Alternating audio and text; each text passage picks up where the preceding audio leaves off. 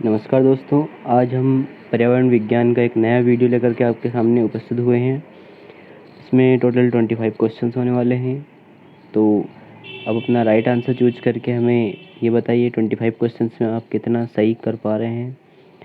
और ये उन सभी एग्जामों में के लिए महत्वपूर्ण होने वाला है जिनमें कि पर्यावरण विज्ञान से संबंधित प्रश्न पूछे जाते हैं, चाहे वो टेट हो, MPPSC हो या किसी भी स्टेट का एग्ज़ाम हो।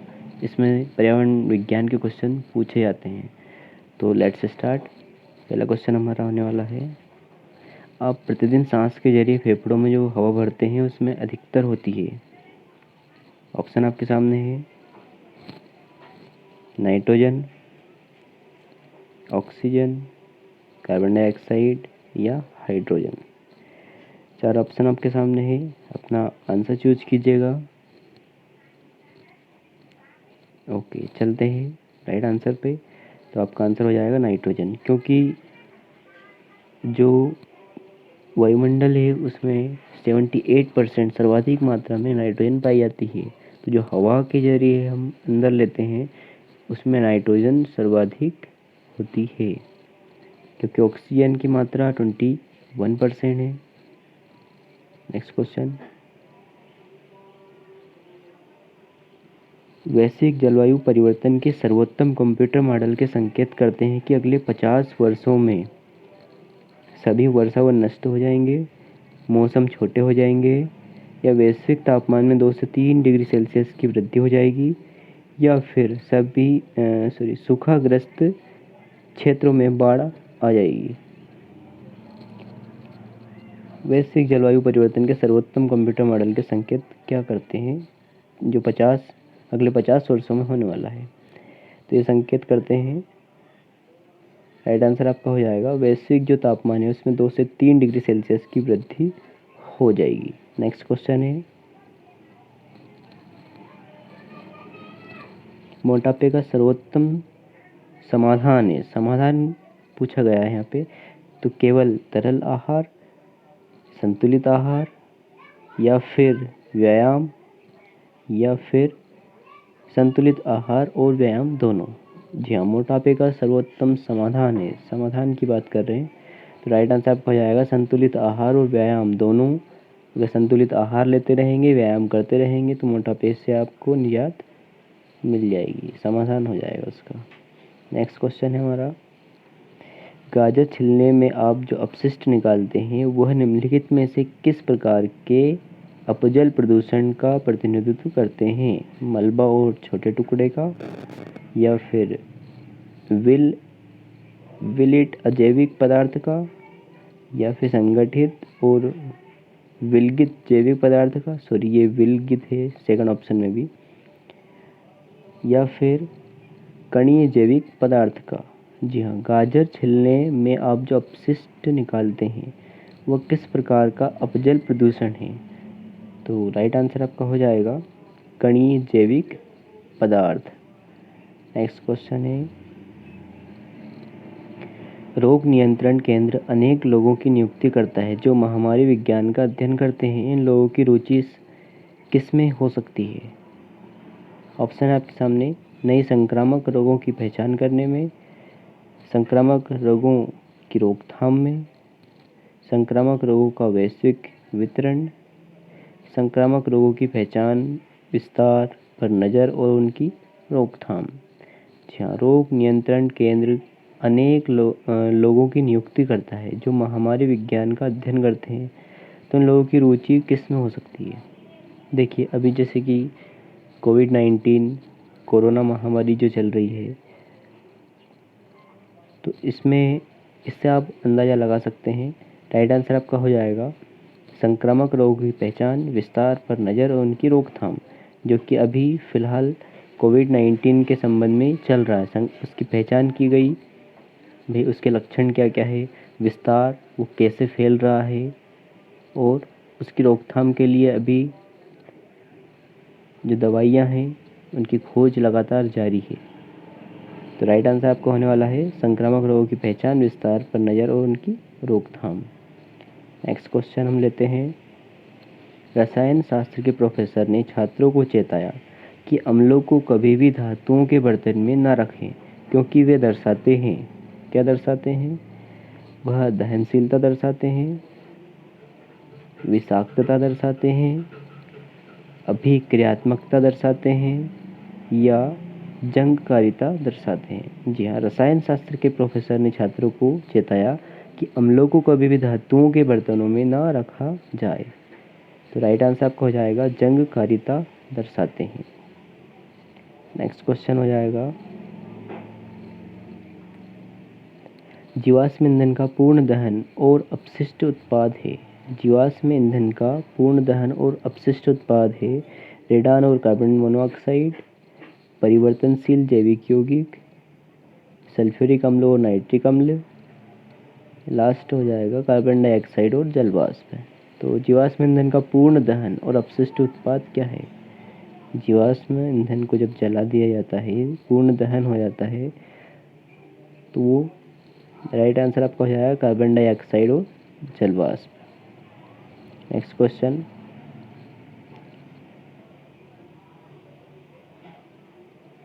ओजोन परत का क्षरण मुख्यतः किस में होता है? ऑप्शन है आपके सामने, मध्यमंडल,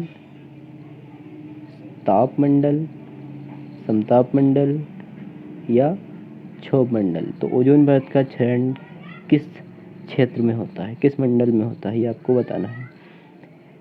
चलिए, राइट आंसर हो जाएगा इसका समताप मंडल। समताप मंडल में ओजोन परत पाई जाती है, तो उसका क्षरण किस में होता है? समताप मंडल में।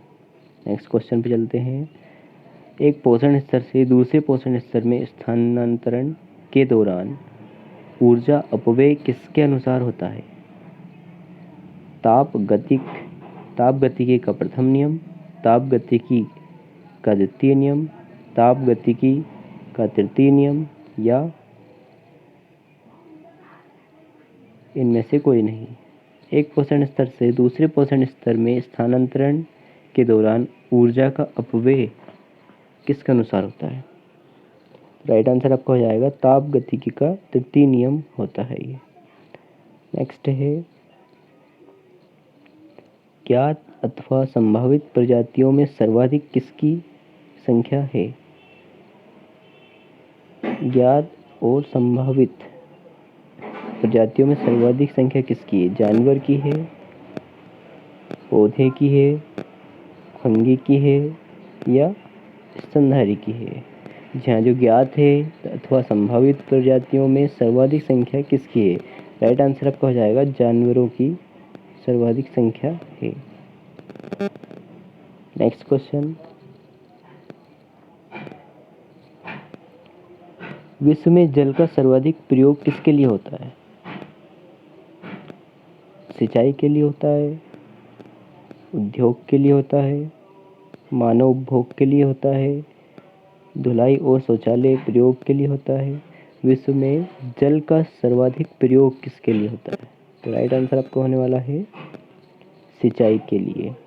यहाँ सिंचाई के लिए सर्वाधिक जल का उपयोग होता है।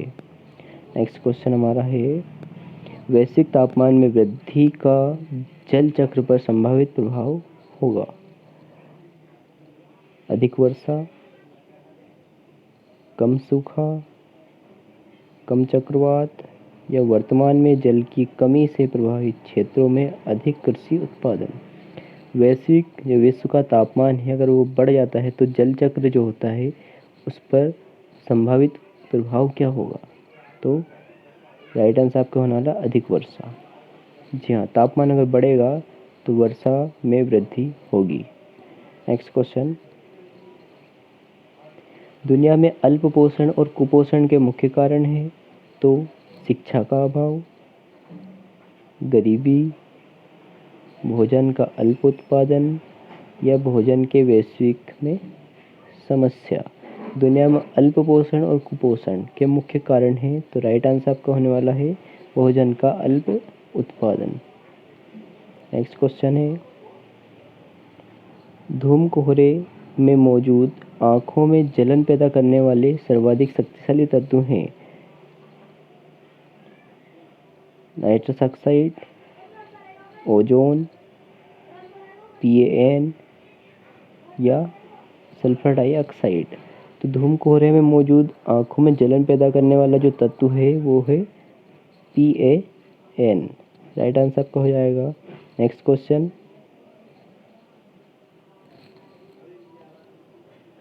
नाइट्रोजन गैस अमोनिया में परिवर्तित करने की प्रक्रिया कहलाती है। तो वाष्पीकरण कहलाती है, ऊर्ध्वपातन कहलाती है, नाइट्रोजन स्थिरीकरण कहलाती है या जैव भू रासायनिक प्रक्रिया कहलाती है।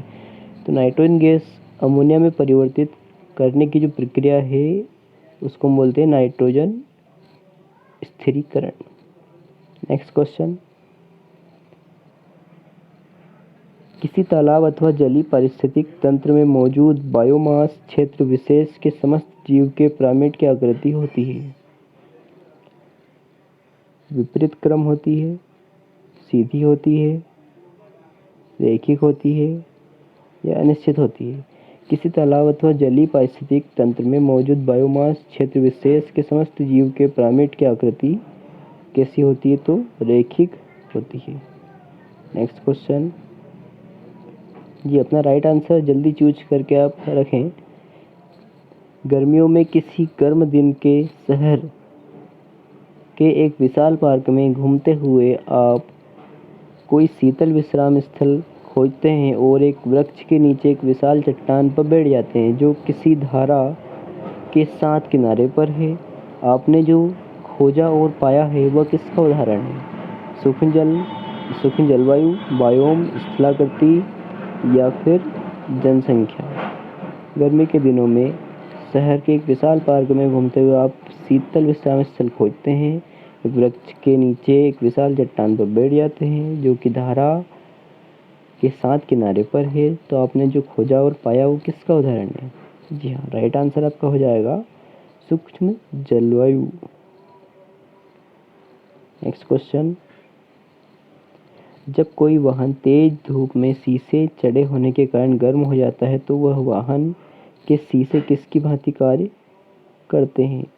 वायुमंडल में वर्षा की भांति, वायुमंडल में बादल की भांति या वायुमंडल में महीन सल्फेट कण की भांति या वायुमंडल में कार्बन डाइऑक्साइड की भांति।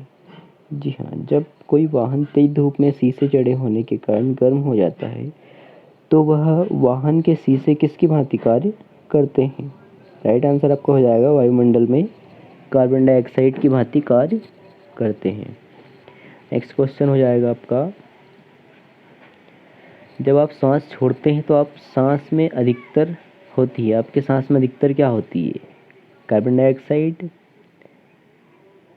नाइट्रोजन, ऑक्सीजन या हाइड्रोजन।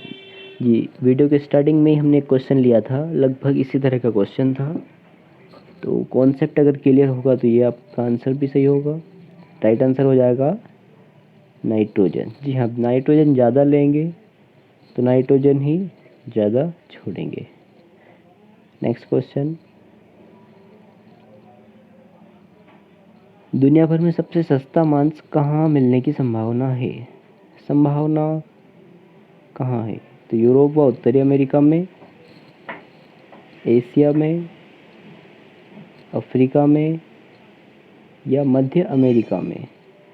जी हाँ, दुनिया भर में सबसे सस्ता मांस मिलने की संभावना कहाँ है?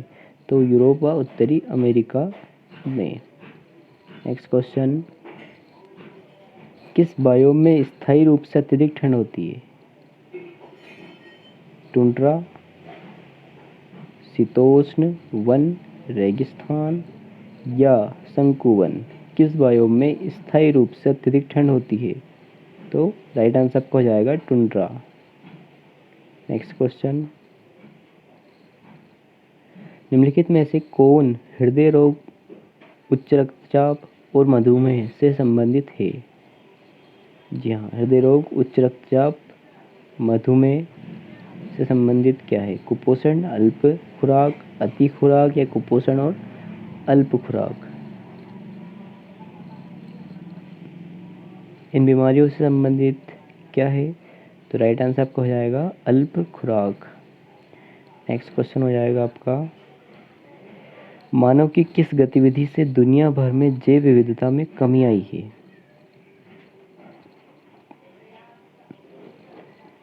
शहरों में वृद्धि, वनों की कटाई, प्रदूषण या उपरोक्त सभी। मानव की किस गतिविधि से दुनिया भर में जैव विविधता में कमी आई है?